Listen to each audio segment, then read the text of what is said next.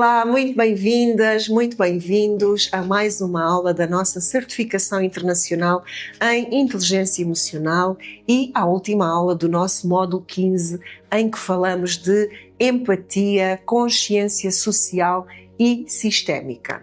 E na nossa última aula nós vimos um bocadinho com mais profundidade o nosso universo interior, aquilo a que chamamos e que os autores chamam de foco interior, e vimos como é que se desenvolvia com maior profundidade todas as vertentes, digamos assim, da empatia autêntica, não é? E nós já vimos e aprendemos que a nossa capacidade de nos conectarmos com os outros depende, em primeiro lugar, da nossa capacidade de nos conectarmos connosco, de regularmos o nosso próprio sistema nervoso e de criarmos um estado de segurança interna que depois também vai contagiar os outros à nossa volta, não é? E hoje vamos continuar aqui este percurso a falar sobre foco e vamos viajar, digamos assim, e transitar do foco interior para o foco no outro e finalmente para o foco exterior e ver quais é que são aqui as diferenças entre estes tipos de foco. Vamos aprender a ler melhor os sinais visíveis e invisíveis que os outros nos vão dando, não é? E depois vamos fazer aqui um verdadeiro salto quântico. Vamos aprender a ler os sistemas inteiros, não é? E eu, quando tirei o curso de Inteligência Emocional com o Daniel Goleman, ele apresenta este tema do foco da seguinte forma, ou seja, ele divide o foco em 3 dimensões, que ele chama de triplo foco. Primeiro, o foco interno, que tem a ver com a autoconsciência, não é? Que é a base de tudo, que foi logo uma das primeiras matérias que nós começámos a ver. Depois ele fala no foco no outro, que tem sobretudo a ver com a empatia, e o foco externo, que tem a ver com aquilo que nós vamos começar a falar hoje e que tem a ver com a consciência sistémica ou com uma consciência de grupo, ou seja, dos sistemas à nossa volta. E o Daniel Goleman diz que um ser humano, para ser plenamente realizado, para ser um líder, alguém que tem uma profissão, por exemplo, de ajuda ao outro, precisa de dominar estes 3 tipos de consciência e estes 3 tipos de foco. Porque o foco interior, desde logo, não é? Dá-nos clareza e dá-nos autodomínio e autoconhecimento. Depois, o foco no outro vai nos permitir construirmos relações de confiança, de empatia. E, finalmente, o foco exterior, ou seja, a consciência sistémica, vai nos ajudar e no fundo vai nos permitir movimentar-nos, não é? Circularmos no mundo complexo em que vivemos, vai nos ajudar a compreender as dinâmicas de grupo e depois a sabermos como exercer uma influência positiva e ética. E no fundo este é um tema muito interessante ao qual nós vamos dedicar todo o nosso próximo módulo, o módulo 16. Ora, estes 3 focos, eles não são independentes, ou seja, eles influenciam-se mutuamente e alimentam-se também uns dos outros, não é? Porque um foco interior bem aprimorado, bem consciente, digamos assim, vai depois permitir um foco no outro também mais claro e mais autêntico, não é? E um foco no outro bem desenvolvido, combinado com o foco interior, vai ser a base também para desenvolvermos um foco exterior eficaz, não é? É como se estivéssemos aqui a construir um edifício, sem boas fundações, tudo o resto, todo o edifício depois não tem sustentação, não é? No fundo é como se o nosso foco interior fossem as fundações de uma casa, não é? Depois o foco no outro são as paredes e finalmente o foco exterior é como se fosse o terraço que nós construímos nessa casa, que nos vai depois permitir conseguir subir lá acima e vermos todo o horizonte, não é? E todas as movimentações lá em baixo. E no fundo nós vamos aqui hoje também começar por construir uma ponte, não é? Entre o foco no outro e o foco exterior. E no fundo o grande elo de ligação, a grande ponte entre o foco no outro e o tal foco exterior é sobretudo a capacidade de escuta, não é? Ou seja, uma grande capacidade de ouvir, uma grande capacidade de presença, de estar presente e de conseguir ler os sinais que os outros nos dão, são de facto o grande segredo para começarmos a desenvolver um bom foco exterior, não é? Uma boa consciência sistémica. E nós, em módulos anteriores e, sobretudo, quando estudamos a teoria polivagal do Stephen Porges, nós falámos muito sobre a importância de ler o estado autonómico do outro, recordam-se? Ou seja, de percebermos se a pessoa que temos à nossa frente está num estado de segurança, de defesa ou de colapso, não é? E no fundo esta leitura que nós fazemos vai muito para além das palavras que o outro nos diz, não é? No fundo acaba por ser também um diálogo que é não verbal, ou seja, nós estarmos atentos e conseguirmos perceber a linguagem corporal, o tom de voz, o ritmo da respiração, ou seja, tudo isto nos dá sinais que nos informam sobre o estado interno do outro, não é? E, portanto, nós também já vimos aqui o trabalho do Paul Ekman, não é? Quando falamos sobre microexpressões e microexpressões faciais, é um tema que agora é muito útil e muito importante nós relembrarmos, porque nos vai ser muito útil para aperfeiçoarmos esta questão do foco exterior, ou seja, de aprimorarmos aqui a nossa consciência sistémica, a nossa consciência dos grupos. E o Paul Ekman, recordam-se que tinha identificado as tais 7 emoções universais, ou seja, que toda a gente tem, independentemente da cultura, do sítio em que se encontra, e portanto as tais 7 emoções universais cujas expressões faciais são reconhecidas, não é, em todas as culturas, e eram a alegria, a tristeza, a raiva, o medo, a surpresa, o nojo e o desprezo, recordam-se? E, portanto, estas microexpressões, elas são imediatas, elas são fugazes, não é? Elas acontecem ali muito rapidamente e acontecem até antes e manifestam-se, lá está, no nosso rosto, através das nossas microexpressões, ali em milésimos de segundo e ainda antes de o nosso pensamento e o pensamento sobre as nossas emoções conseguir ser elaborado de uma forma consciente, não é? Por isso é que elas são tão verdadeiras, por isso é que elas denunciam tão bem aquilo que vai dentro de nós. E, no fundo, elas vêm revelar as emoções verdadeiras que a pessoa pode estar a sentir e pode até estar a tentar esconder, não é? Mas, mais uma vez, esta informação e este conhecimento não é suficiente, é apenas mais uma área do saber que nós podemos trazer e utilizar em prol do desenvolvimento de uma maior consciência sistémica, não é?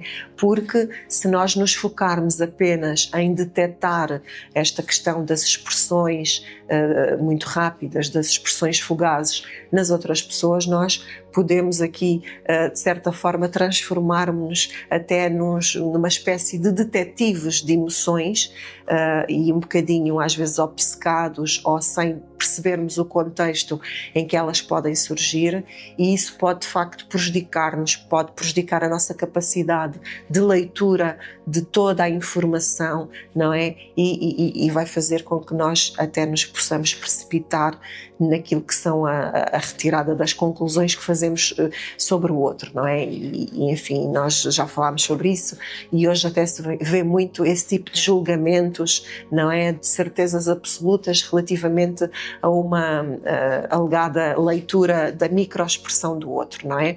E, portanto,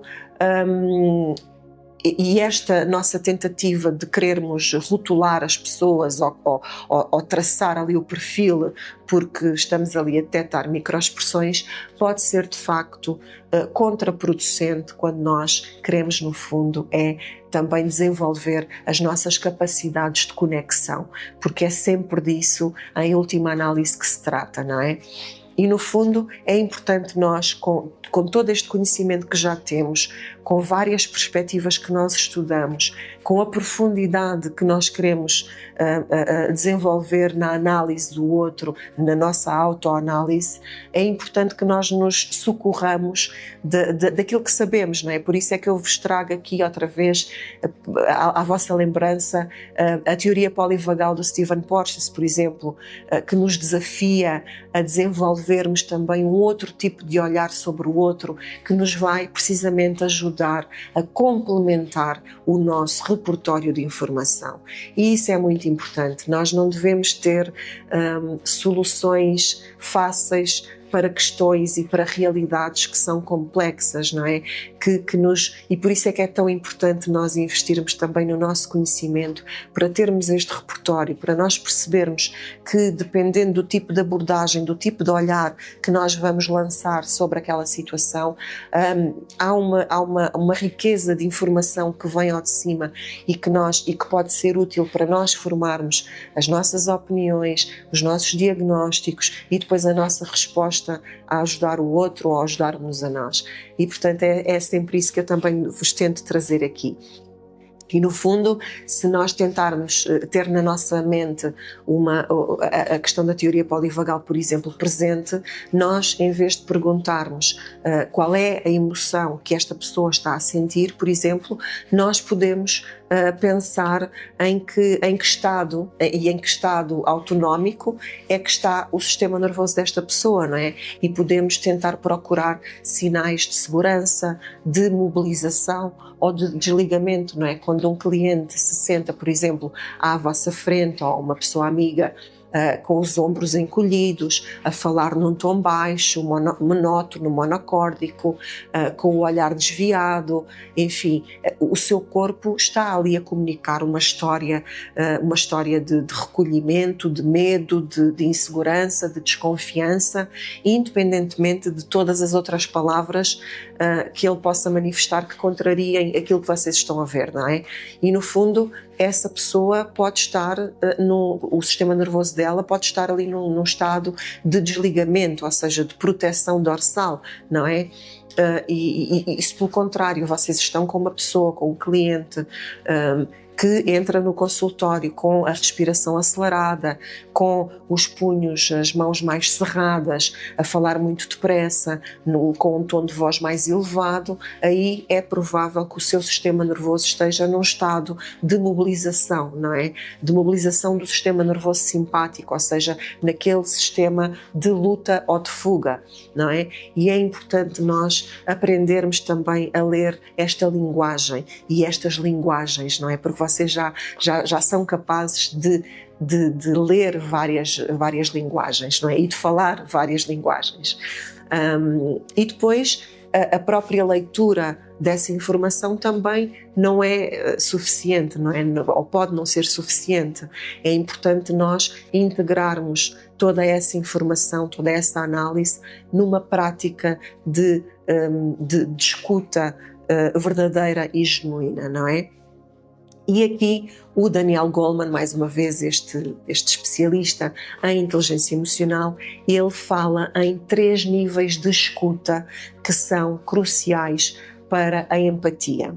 E o nível 1 que ele fala é o nível da escuta interna, não é? Mais uma vez é o foco interno, é quando ouvimos o outro, mas a nossa atenção está em nós mesmos. E nós já falámos aqui disso, não é? Quando nós estamos a pensar o que é que isto significa para mim, o que é que eu vou dizer a seguir, será que eu concordo com o que a pessoa está a dizer ou não, qual é que vai ser o meu posicionamento em relação a isto, não é? Ou seja, grande parte das nossas conversas, infelizmente, acontece a este nível. No fundo aqui, este nível 1 de escuta é um nível onde acontece uma escuta que é muito egocêntrica, não é? É autocentrada, ou seja, nós estamos fisicamente presentes com o outro, mas estamos mentalmente ausentes, porque estamos constantemente a ouvir-nos mais a nós e a preparar a nossa resposta do que presentes para ouvir o outro, não é? Portanto, isto é o nível 1 de escuta. Depois, o que ele fala de nível 2 de escuta é a escuta focada, ou seja, aqui nós já conseguimos silenciar um bocadinho o nosso diálogo interno, não é? E colocarmos o nosso foco totalmente na outra pessoa, não é? E aí nós estamos genuinamente curiosos sobre a sua experiência, fazemos perguntas e perguntas abertas para a pessoa se sentir confortável em partilhar connosco, tentamos compreender no fundo o universo interno daquela pessoa e a forma como ela vê o mundo e como ela vê, enfim, eventualmente o problema que está a viver, não é? E aqui, com este nível 2 de escuta, nós estamos no campo e no nível da empatia cognitiva e a empatia emocional que nós falámos na última aula, recordam-se? Ou seja, este nível 2 é uma competência essencial para qualquer terapeuta e para qualquer profissão de ajuda ao outro, não é? Porque é neste nível que o cliente, que o outro se sente verdadeiramente ouvido e visto, não é? E depois o Daniel Goleman fala ainda de um terceiro nível de escuta, não é? Que é aqui que nós queremos hoje entrar com mais profundidade e no próximo módulo também, que é um nível que nos abre as portas para a consciência sistémica, que é a escuta de nível 3 ou aquilo que ele chama de escuta global. Ou seja, neste nível, para além de nós estarmos focados na pessoa, nós vamos expandir a nossa consciência para incluirmos também o ambiente e o contexto, não é? Por exemplo, nós podemos começar a sentir a energia de uma sala onde entramos, não é? Começamos a sentir as dinâmicas não verbais entre as pessoas, aquilo que eventualmente não está a ser dito, mas consegue ser comunicado, não é? E aqui é muito importante nós ouvirmos a nossa intuição e nós sentirmos de facto aquilo que o ambiente nos diz e as pessoas nos dizem sem falar. Ou seja, é onde nós conseguimos captar aqueles sinais mais subtis das relações e das dinâmicas que ali estão a acontecer, não é? No fundo sentimos a tensão no ar, a excitação, a apatia, enfim, todo esse tipo de emoções grupais, quase que inventando aqui uma palavra. E deixem-me ainda dar-vos um outro exemplo concreto. Por exemplo, imaginem que vocês estão numa reunião de equipa, numa reunião no vosso trabalho, no vosso espaço, e quando nós se estiverem no nível de escuta 1, vocês estão a ouvir o que está a ser dito, mas estão principalmente preocupados com a vossa própria agenda, não é? O vosso próprio interesse ali naquela sala, naquela reunião, e no fundo estão muito mais preocupados com o vosso desempenho, não é? Com a vossa prestação, em estarem bem preparados, em causarem uma boa impressão, não é? Mas se vocês conseguirem avançar para o nível 2 de escuta, vocês já conseguem estar focados não só em vocês, naturalmente, mas em cada pessoa que fala, tentando, no fundo, compreender o seu ponto de vista em relação àquilo que está a ser dito, não é? E depois, se avançarem e tiverem consciência, não é, do nível 3 de escuta, aí vocês já começam a notar que, por exemplo, embora toda a gente esteja a concordar aparentemente com a proposta de um colega ou com a proposta que o chefe está a fazer, começam a ser capazes de sentir, por exemplo, uma energia de hesitação na sala, por exemplo. E aí vocês sentem, por exemplo, que pode haver alguma coisa que não está a ser dita, por exemplo, não é? Talvez haja ali algum medo, talvez haja ali algum desacordo que não está a ser comunicado, não é? E no fundo, esta percepção no fundo do campo e do sistema é um nível de escuta nível 3, não é?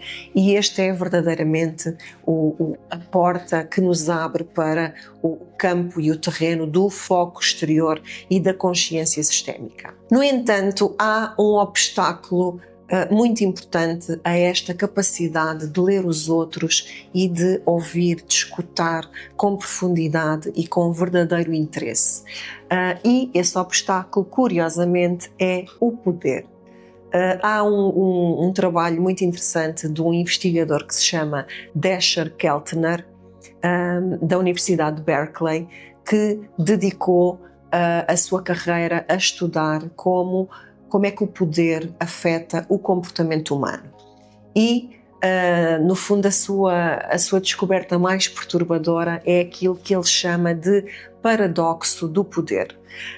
As pessoas geralmente ganham poder através de comportamentos empáticos e pró-sociais, não é? Ou seja, elas ouvem os outros, partilham recursos, colaboram, mostram gratidão, mas depois a própria experiência de ter poder vai, aos poucos, diminuir essas mesmas capacidades, no fundo, que levaram um dia essa pessoa a essa posição de poder, não é?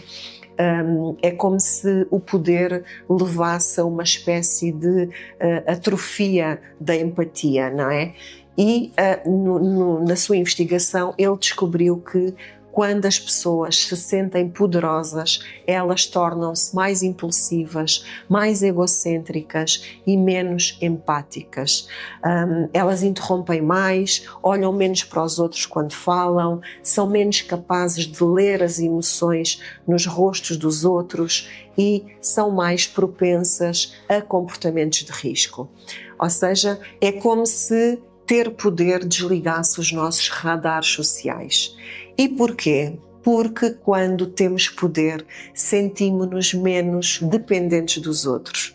E porque nos sentimos menos dependentes, nós prestamos menos atenção. Ou seja, a nossa sobrevivência já não depende de ler corretamente as intenções dos outros, porque achamos que eles também já não representam um perigo para nós e por isso o nosso cérebro deixa de investir energia nessa tarefa. E no fundo isto também é um aviso muito importante para todos nós, especialmente para quem está em posições de liderança, de autoridade e no fundo quem é terapeuta também tem um bocadinho aqui, também desenvolve este papel e também tem algum nível de poder, não é? E no fundo esta capacidade de ler os outros é muito importante e nunca deve ser perdida, antes pelo contrário deve sempre tentar ser desenvolvida, não é? E no fundo também é uma capacidade que não é estática, não é? Ela desenvolve-se, ela precisa de ser cultivada de uma forma consciente todos os dias para não cairmos na armadilha do poder, não é? E isto significa muito nós cultivarmos a humildade, termos a capacidade de pedir feedback, de ouvir genuinamente esse feedback, ouvir também as vozes que têm menos poder e lembrarmos-nos constantemente de que a nossa posição não nos torna mais sábios, mas apenas nos deveria tornar mais responsáveis. E agora vamos dar aqui o salto, digamos assim, e vamos dar o salto do foco no outro para o foco exterior. O salto da psicologia individual para a verdadeira consciência sistémica. E o que é um sistema? Um sistema não é apenas um conjunto de pessoas. É uma rede de relações interligada e interconectada, onde o todo é maior e diferente da soma das suas partes, não é? Uma família, uma equipa de trabalho, uma organização, uma comunidade, todos são sistemas vivos. E como qualquer organismo vivo, composto por pessoas, o próprio sistema tem a sua própria mente, as suas próprias regras, muitas vezes regras não escritas, e a sua própria tendência para manter o equilíbrio, mesmo que esse equilíbrio seja disfuncional. E o princípio fundamental de qualquer sistema é a interdependência. Ou seja, isto significa que uma mudança, uma pequena mudança numa parte do sistema vai inevitavelmente criar uma espécie de ondas, não é? Que vão afetar todas as outras partes desse sistema. É como atirar uma pedra num lago, não é? Ou seja, as ondas vão se propagar e vão influenciar todo o sistema. E aqui a consciência sistémica é esta capacidade de nós vermos estas conexões e de anteciparmos também essas ondas, não é? No fundo, é a diferença entre vermos uma árvore e vermos a floresta inteira, não é? Com todas as suas teias, as suas raízes de relações subterrâneas, não é? E trazendo isto para aquilo que nos importa aqui no âmbito do desenvolvimento da inteligência emocional, o Daniel Goleman chama a esta capacidade consciência organizacional. E é uma forma de empatia em larga escala, digamos assim. No fundo, é a capacidade de ler as correntes emocionais de um grupo, as suas dinâmicas, a capacidade de identificar as redes de influência e de compreender as relações de poder que determinam, no fundo, como é que ditam as regras e que determinam como é que as coisas realmente funcionam numa organização e num sistema, não é? Ou seja, alguém com uma forte consciência organizacional sabe bem quem são os verdadeiros influenciadores, que nem sempre são aqueles que têm, por exemplo, numa estrutura profissional, que têm cargos mais altos ou mais importantes. Quem tem uma boa consciência organizacional sabe qual é a cultura não oficial de uma empresa, por exemplo. Sabe como é que as decisões são realmente tomadas, para além daquilo que nós conseguimos ver nos organogramas de uma empresa, por exemplo, não é? É muito importante nós percebermos que, por exemplo, no caso de uma empresa, pode haver um assistente, por exemplo, que, embora não tenha nenhum cargo de liderança, é uma pessoa que tem acesso a outras pessoas que têm efetivamente esse papel e essa importância, e podem ser pessoas que é recomendável que os outros consultem, por exemplo, antes de tomar uma decisão importante, não é? Porque é uma pessoa que conhece a história da empresa, conhece os bastidores e tem a confiança das pessoas efetivamente que exercem o poder, por exemplo. E no fundo, para desenvolver esta consciência, o Daniel Goleman, ele utiliza uma metáfora, não é? Ele dá-nos um exemplo que é o exemplo da aranha e da mosca. A mosca que fica presa na teia das dinâmicas das organizações e, no fundo, é surpreendida pelas reações, não compreende as políticas de bastidores, as movimentações e, no fundo, está sempre a sentir-se que é vítima das circunstâncias, não é? A mosca diz coisas como não sei porque é que a minha proposta foi rejeitada, tinha tudo tão bem planeado, ou não percebo porque é que aquela pessoa foi promovida e eu não fui. Por outro lado, temos a aranha que constrói a teia e sente a teia, não é? Sente as suas movimentações. No fundo, ela sabe que um movimento numa parte da teia vai ser sentido em todo o lado e é capaz de antecipar reações, sabe quem é que precisa de ser envolvido, como é que deve ser comunicado um certo assunto, como comunicar com cada pessoa para fazer avançar, por exemplo, uma ideia, uma iniciativa. Ser uma aranha significa que, por exemplo, a pessoa, antes de apresentar a proposta ao diretor, vai ali apalpar terreno, como se costuma dizer, vai falar com a Maria porque sabe que ela tem a confiança do diretor e pode, de alguma forma, preparar o terreno ou dar algum conselho que seja útil, não é? A aranha vai dizer, sei que, por exemplo, o João foi promovido porque ele construiu uma relação forte com o departamento de vendas, que é a prioridade estratégica da empresa naquele ano, por exemplo. Ou seja, ter esta consciência sistémica, não é? Ter esta consciência da organização. E, no fundo, o nosso objetivo ao desenvolvermos o foco exterior é, de facto, tornarmos-nos capazes de nos transformarmos de moscas em aranhas, de nos movimentarmos na complexidade destas teias, destes sistemas, não é? Nesta rede, sempre naturalmente com boas intenções, bons propósitos e com ética.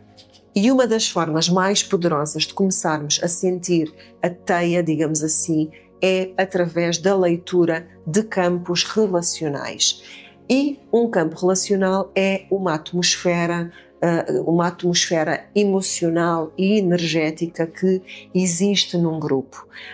E, no fundo, todos nós já sentimos isto e temos, de certa forma, a consciência também da nossa intuição e muitas vezes a colocamos em ação, digamos assim. Quando entramos, por exemplo, numa sala, somos capazes de sentir a tensão no ar, ou, pelo contrário, sentimos uma boa energia, uma energia de entusiasmo, de colaboração. Portanto, a leitura dos campos relacionais é esta capacidade de sintonizar e de descodificar uma determinada atmosfera, não é? E, muitas vezes, um grupo é também dominado por uma ou duas emoções coletivas. Pode ser o medo, a resignação, a excitação, a desconfiança e, no fundo, estas emoções dominantes, elas não nascem ao acaso, não é? Elas não são aleatórias, elas são um sintoma de uma necessidade coletiva que não está a ser satisfeita ou de uma tensão que não está a ser resolvida. Por exemplo, um campo de medo numa equipa pode indicar uma falta de segurança psicológica. Segurança psicológica é um conceito que foi popularizado por uma investigadora de Harvard chamada Amy Edmondson e é a crença partilhada de que a equipa é um espaço seguro para assumirmos riscos, partilharmos ideias, admitir erros, fazer perguntas, discordar.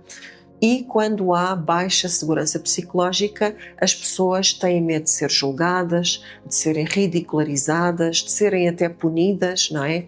E, no fundo, esse medo vai criar um campo emocional pesado que sufoca a criatividade, a inovação daquela equipa, não é? Daquele ambiente, daquele organismo, daquele sistema.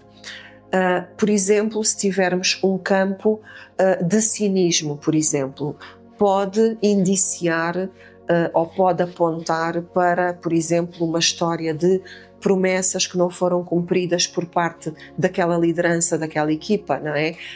Talvez aquela liderança tenha anunciado, por exemplo, mudanças que nunca se concretizaram, por exemplo, ou talvez tenha pedido feedback e depois o tenha ignorado, não é? No fundo, o cinismo, do ponto de vista do ambiente e da emoção coletiva, é uma defesa, não é? É a forma como o grupo se protege de mais desilusões, não é? Por outro lado, se tivermos um campo de exaustão, pode denotar um desequilíbrio sistémico entre aquilo que é exigido, não é? As exigências e os recursos que existem, não é? Se calhar estamos perante uma equipa que está com falta de pessoal ou talvez a trabalhar com prazos que são muito apertados, não é? Que são irrealistas, e aí a a exaustão não é apenas individual, mas pode tornar-se uma emoção coletiva que começa até, no fundo, inconscientemente, a definir a própria cultura da equipa, não é? E a cultura informal. E, no fundo, aprender a ler estes campos dá-nos uma visão muito importante e muito do ponto de vista do diagnóstico, de conseguirmos ler os ambientes onde nos movemos, é muito importante e dá-nos esta capacidade de conseguirmos ler também a própria saúde, digamos assim, daquele sistema, não é? Para depois, no fundo, intervirmos e participarmos nele de forma mais eficaz e a torná-lo eventualmente melhor, não é? Ou seja, em vez de nós culparmos as pessoas individualmente consideradas, nós podemos olhar para o sistema e perguntarmos, não é? O que é que este sistema precisa para se curar, não é? E como é que estes campos se formam? E aqui é importante nós falarmos de um trabalho de um autor que muitos de vocês certamente conhecem por ser o fundador das constelações familiares, o Bert Hellinger, que, embora controverso, não é? E há de facto, enfim, muita coisa da qual eu pessoalmente discordo e não adoto, não é? Na minha prática, nas minhas interpretações, mas ele de facto tem e teve esse mérito e deu-nos aqui alguns princípios sistémicos que são muito importantes e que se aplicam a qualquer grupo de pessoas. E ele identificou 3 leis ou necessidades básicas dos sistemas. E a primeira necessidade que ele identifica é a necessidade de pertencer. Todos os membros de um sistema têm um direito igual a pertencer. Quando alguém é excluído, quando alguém é esquecido, desonrado, o sistema pode tentar compensar de formas disfuncionais. Por exemplo, numa empresa, se um fundador é afastado e, por exemplo, a sua contribuição histórica é apagada, não é? Pode ser que aquela empresa comece a ter dificuldades inexplicáveis, como se uma parte da sua essência, da sua alma, tivesse sido perdida, não é? Porque foi esquecida, foi apagada. Numa família, por exemplo, se um membro de uma família é excluído porque fez algo vergonhoso, as gerações seguintes, elas podem inconscientemente repetir o mesmo padrão, como se estivessem a tentar trazer de volta aquele excluído, não é? A segunda lei sistémica da qual o Bert Hellinger fala é a lei da ordem e da hierarquia, que determina que existe uma ordem natural e funcional em todos os sistemas, incluindo a família. E esta ordem baseia-se na regra da precedência, ou seja, de quem chegou primeiro tem um lugar específico que precisa de ser reconhecido para que aquele sistema funcione de uma forma harmoniosa, não é? Imaginem, por exemplo, um sistema familiar. Os pais chegam antes dos filhos, não é? E, por sua vez, os avós já chegaram antes dos pais. Por isso, eles ocupam uma posição de precedência. A sua função é dar, é cuidar, é orientar. E, por sua vez, a função dos filhos é receber esse cuidado, esse amor, não é? E quando esta ordem é respeitada, o amor, não é, flui de uma forma natural dos pais para os filhos e cria-se aqui um ambiente de segurança e de estabilidade para todos, não é? O desequilíbrio surge quando esta ordem da precedência é invertida, de certa forma. Por exemplo, quando um filho assume a responsabilidade de cuidar emocionalmente ou financeiramente dos seus próprios pais, não é? Que é um fenómeno já conhecido como parentificação.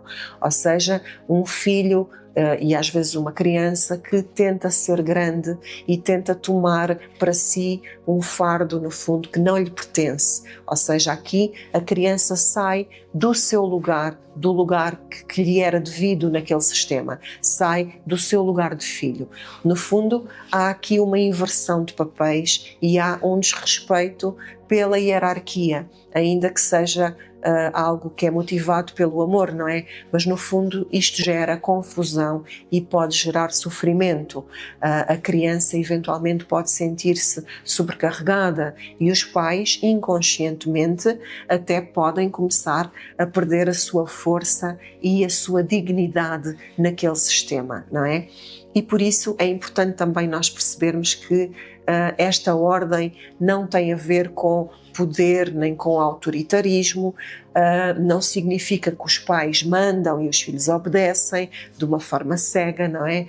Mas é um conceito que tem a ver com o reconhecimento do fluxo natural da vida e do amor, não é? E respeitar esta hierarquia é honrar o lugar de cada um na história da família e reconhecer o que cada membro da família e do sistema deu e recebeu, não é?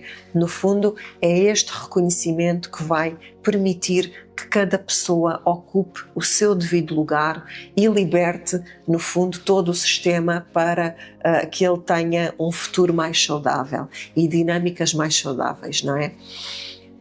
A terceira lei da qual o Bert Hellinger fala é a lei do equilíbrio entre o dar e o receber, que é também uma lei muito interessante, porque as relações saudáveis num sistema dependem de um equilíbrio justo nesta troca, não é? Quando uma parte só dá e a outra só recebe, esta relação e esta dinâmica vai tornar-se insustentável, não é? Numa equipa, se um membro da equipa trabalha muito mais do que os outros sem qualquer reconhecimento, aquele sistema vai ficar em desequilíbrio. Esse membro da equipa pode eventualmente sair, pode adoecer, pode tornar-se uma pessoa ressentida, e o sistema terá que encontrar uma nova forma de se equilibrar, não é? Quando estas leis são violadas, o sistema tenta encontrar uma forma de se reerguer, de se reequilibrar, não é? E muitas vezes faz isso através da atribuição de papéis inconscientes. Ou seja, nos sistemas as pessoas tendem a assumir papéis para ajudar a manter o equilíbrio do grupo, mesmo que esse equilíbrio seja doentio e seja disfuncional, não é? E são papéis que muitas vezes são aprendidos na nossa família de origem e são depois replicados na nossa vida, nós depois levamos para as equipas onde trabalhamos, para as organizações onde estamos, não é? E tenho a certeza que vocês conhecem muitos desses papéis, não é? O papel e que está de alguma forma conectado com uma outra interpretação que tem a ver com os arquétipos, não é?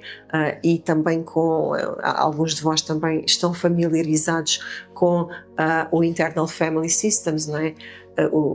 Os sistemas familiares internos, ou seja, aquele papel do herói, do salvador, em que a pessoa que assume toda a responsabilidade trabalha excessivamente e tenta salvar a equipa, não é?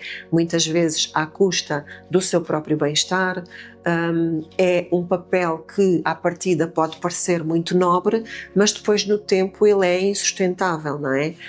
E depois até paradoxalmente, ao salvar constantemente os outros, o Salvador está a impedir esses outros, de quem quer cuidar, de desenvolverem as suas próprias capacidades, não é? E isso vai, de certa forma, também ser-lhes prejudicial, porque vão perder, até pode afetar a sua autoestima, vai invalidar o seu sentido de autoeficácia, etc.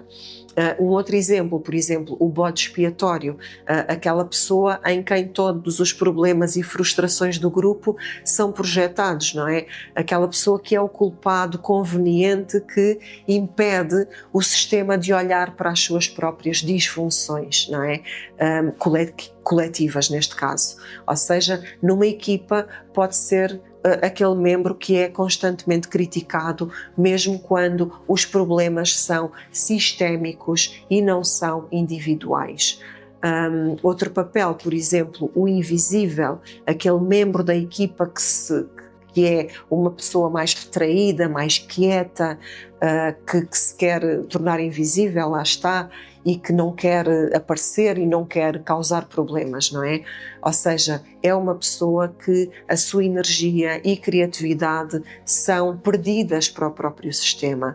E este papel é muitas vezes assumido por pessoas que de alguma forma aprenderam, eventualmente na infância, que a forma mais segura de estar e de sobreviver num sistema disfuncional é não serem vistos, não é?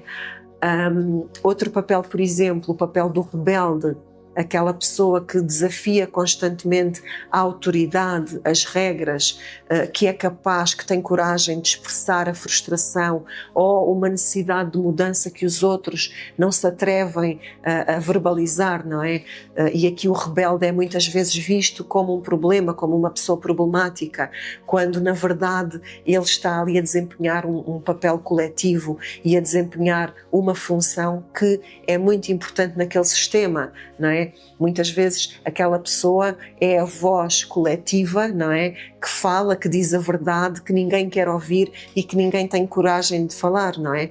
E no fundo nós tentarmos desenvolver aqui esta capacidade também de identificarmos estes papéis na sociedade, nos grupos, nos sistemas nos quais estamos inseridos, identificar estes papéis em nós e nos outros é de facto um passo muito importante para quebrarmos também padrões disfuncionais e para desenvolvermos este nosso foco externo, não é?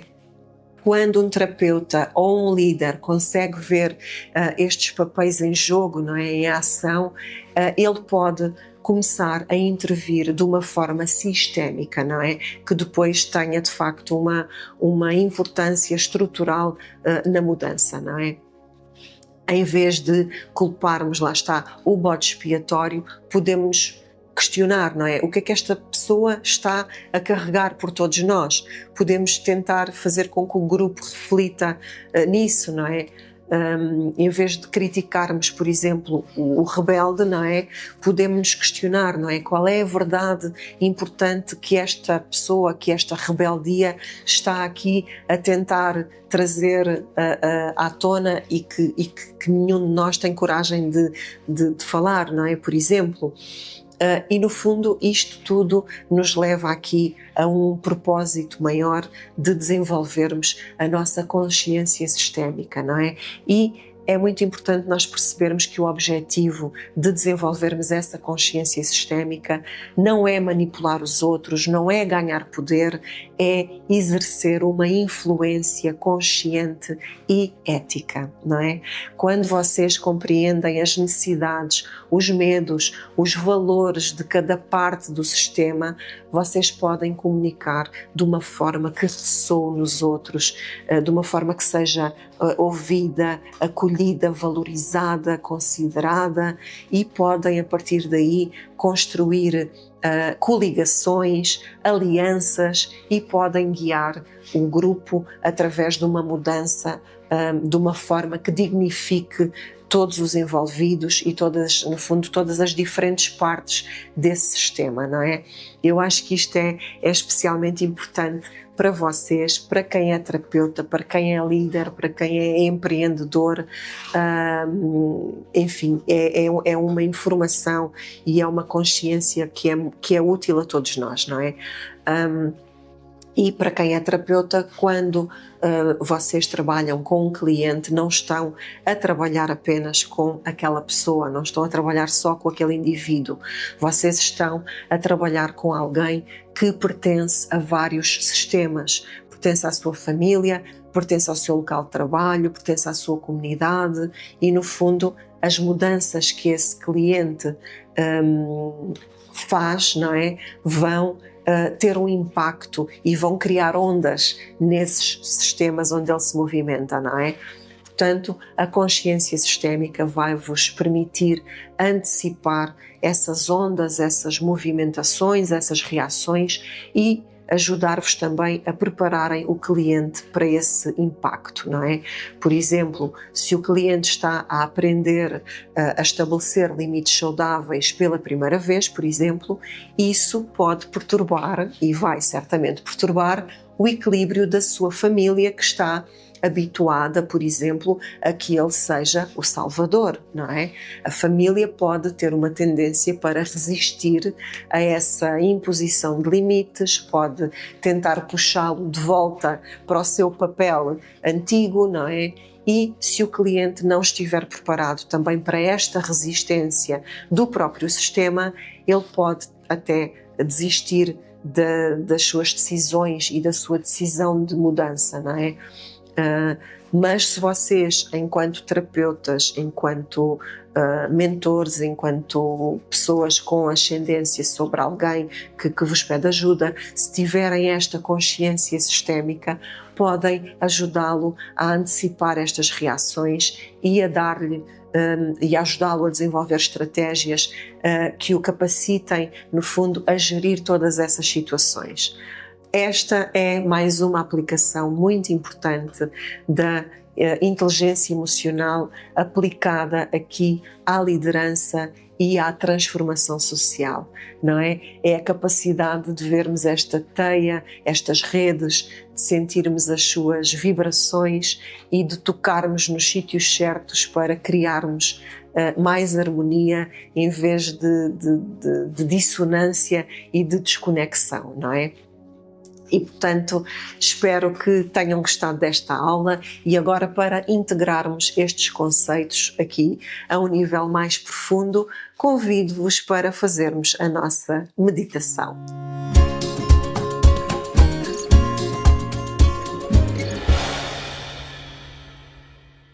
Convido-te a encontrares uma posição confortável, sentado com a coluna direita, sem qualquer rigidez, ou deitado. Fecha os olhos suavemente, ou simplesmente baixa o teu olhar. As tuas mãos podem ficar pousadas sobre as tuas coxas, ou no teu colo, ou ao longo do teu corpo, da forma que for mais natural e confortável para ti.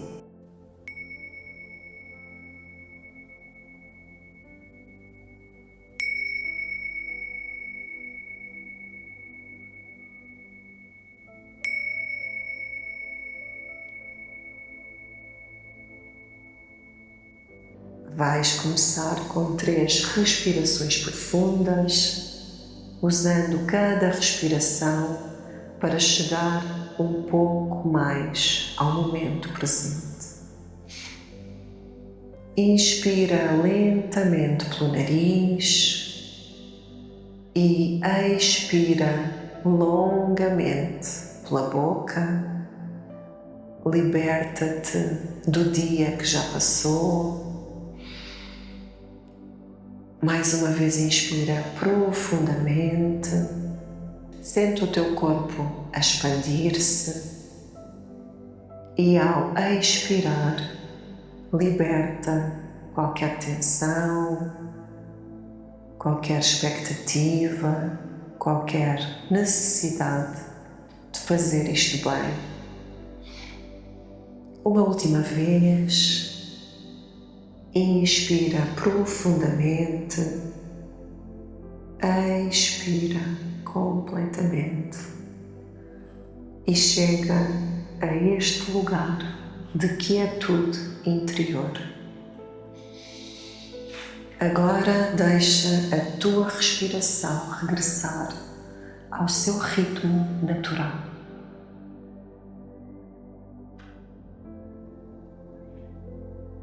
Traz toda a tua atenção para o teu corpo.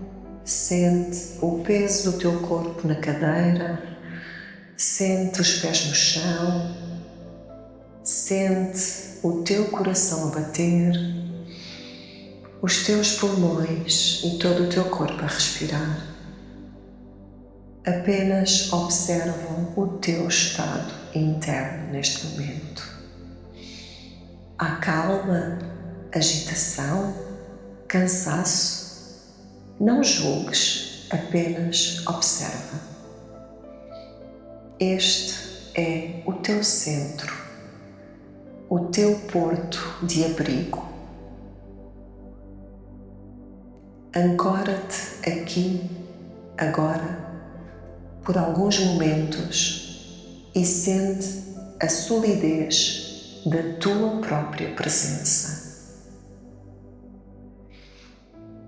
Agora, lentamente, vais conseguir expandir o teu foco, a tua atenção para o outro.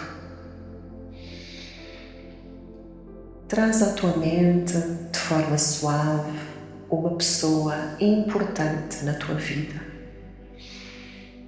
Pode ser um familiar, um amigo, um cliente, alguém com quem tenhas uma relação importante para ti.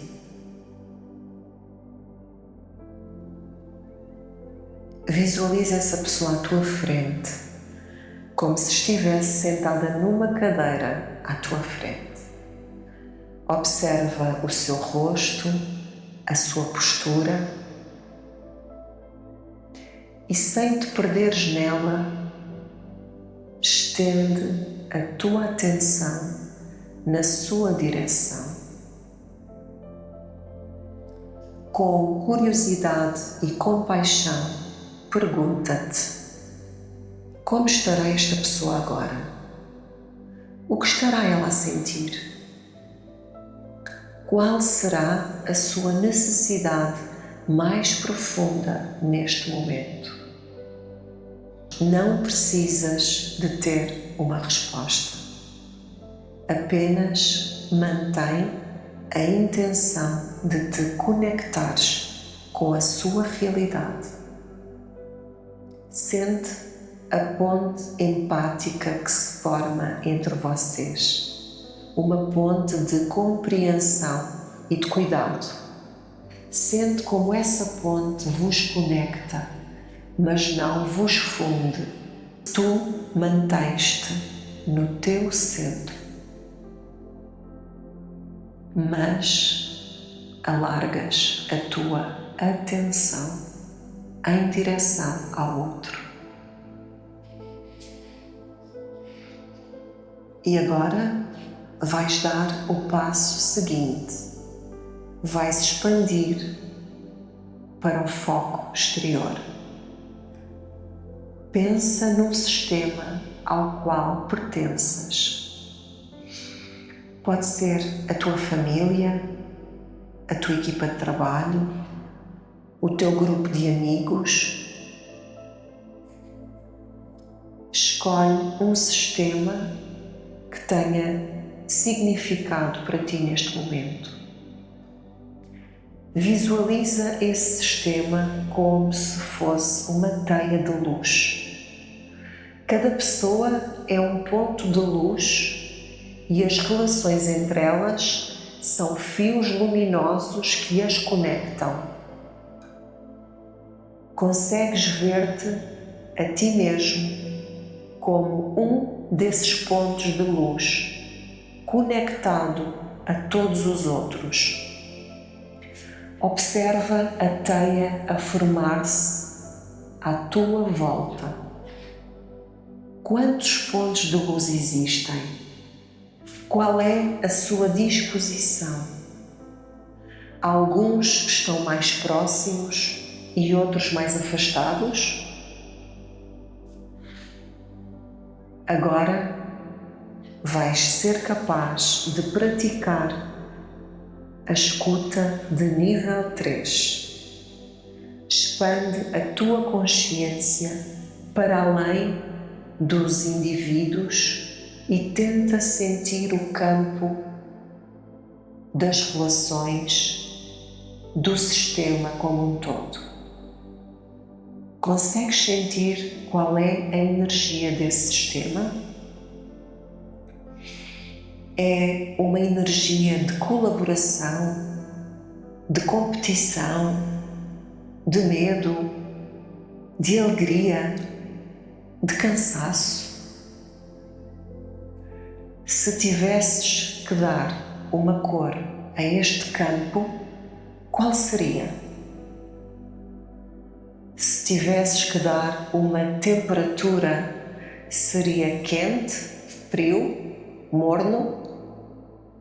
Sente a emoção dominante que paira neste sistema.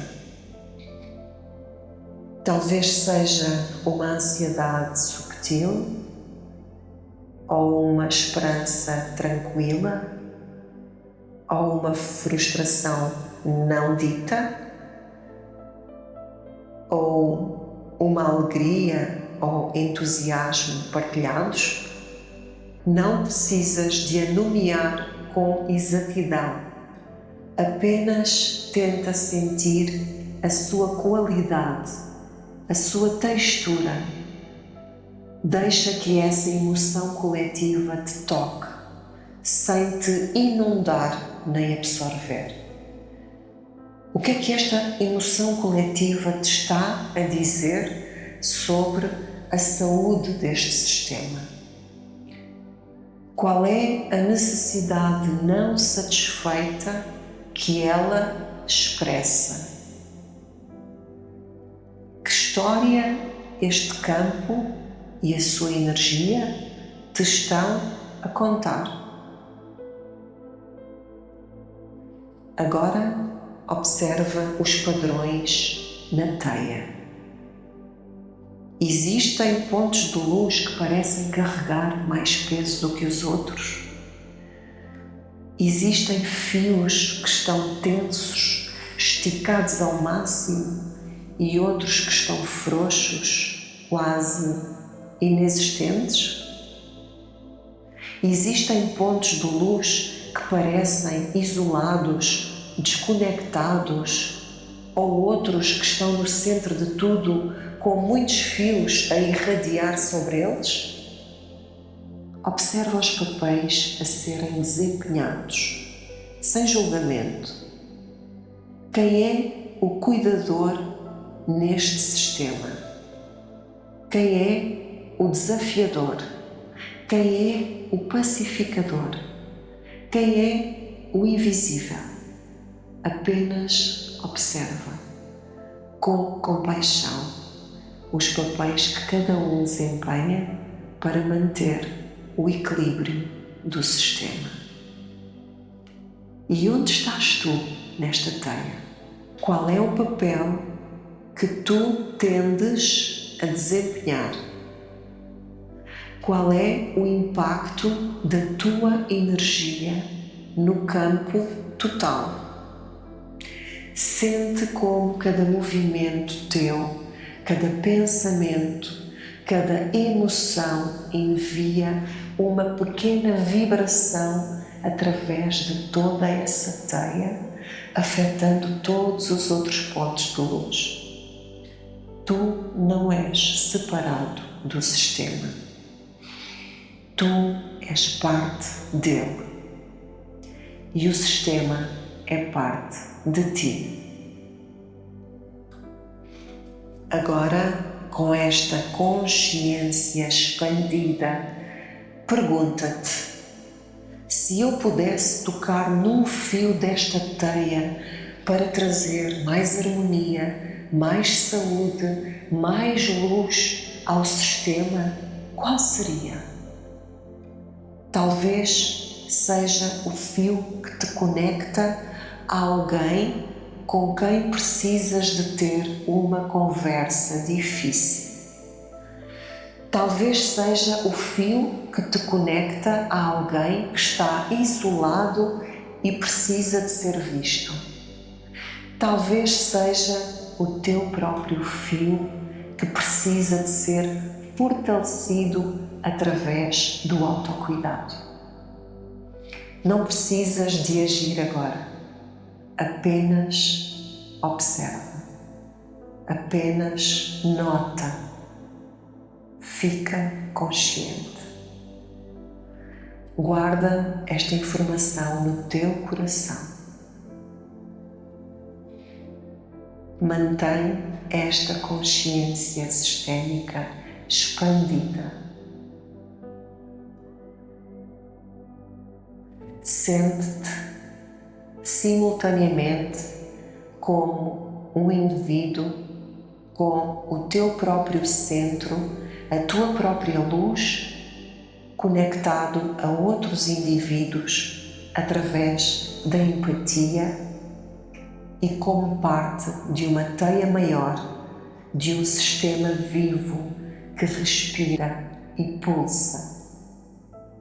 Sente como estes 3 focos não estão separados, mas são dimensões interligadas da tua própria consciência.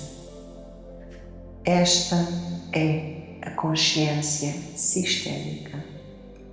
É a capacidade de sentires a teia. É a partir deste lugar de consciência expandida que a verdadeira sabedoria e a liderança compassiva podem nascer.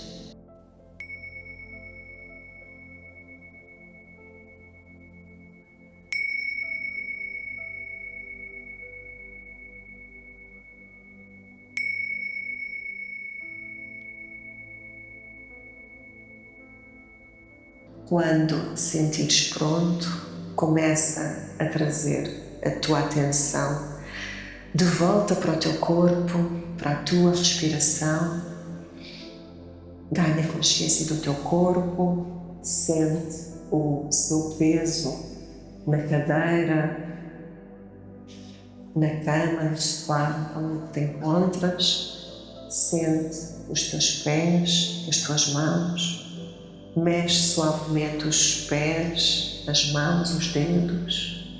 Talvez precises de te espreguiçar um pouco. E no teu próprio tempo podes começar a abrir os olhos, trazendo esta consciência expandida contigo para o resto do teu dia, da tua semana. Muito obrigada por esta prática, por este exercício. Vemo-nos na próxima aula. Muito obrigada.